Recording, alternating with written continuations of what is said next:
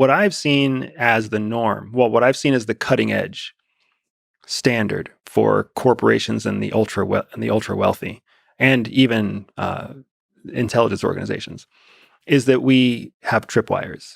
It's better if you can't prevent from being hacked. The next best thing is to know as soon as you get hacked, because then you can essentially terminate all the information.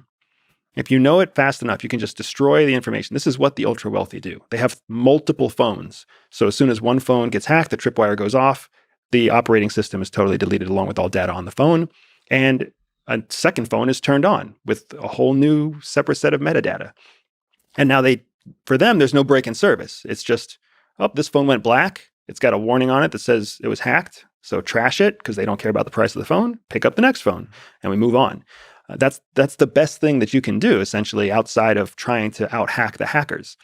And then even in your intelligence and military worlds where cyber warfare is active, the people who are aggressing are not trying to create aggression that beats security. They're trying to find aggressive techniques, offensive techniques that have no security built around them yet, because it's too cost and time intensive to protect against what you know is coming.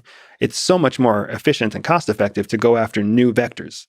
So it just becomes like, it becomes almost a silly game of your neighbor gets a guard dog, so you get a bigger guard dog. And then your neighbor gets a fence. So you're just constantly outdoing each other. It's called the security paradigm. People they just one-up each other because it's never worth it to just get to the same level. You're always trying to outdo each other. Yeah, and then maybe like banks have to fight that fight, but not everybody can. Right. Yeah, no. So you're saying I operated at the state of the art with the tripwires. This is good to know. Absolutely, man.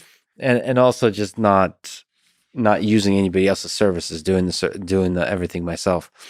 So that's harder to figure out what the heck this person is doing. Because if I'm using somebody else's service, like I did with QNAP, I have a QNAP NAS I use for cold storage of unimportant things, but are large videos. And I don't know if you know, but QNAP is a company that does NAS storage devices, and they got hacked. And everybody that didn't update as of a week ago from the point of the 0-day hack, everybody got hacked. It's several thousand machines, and they asked, you can get your data back if you pay, I forget what it was, but it was about a couple $1,000. And the QNAP can get all the data back for their customers if they pay, I think, $2 million. Wow. But that came from me relying on the systems of others for security. I assumed this company would have their security handled, but then that was a very valuable lesson to me.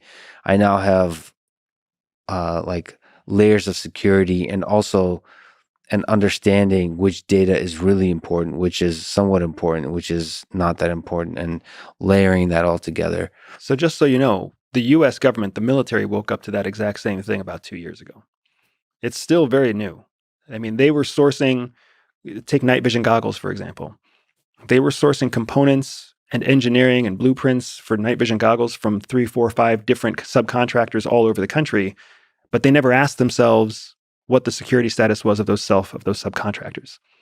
So, fast forward, a few years, and all of a sudden they start getting faulty components.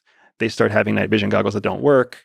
They start having supply chain issues where they have to change their provider, and the Army doesn't know that the provider is changing. I mean, this is a strategy. The idea of going through third-party systems is identifying the vulnerability in the supply chain. That's a savvy offensive practice for more than just cyber hackers.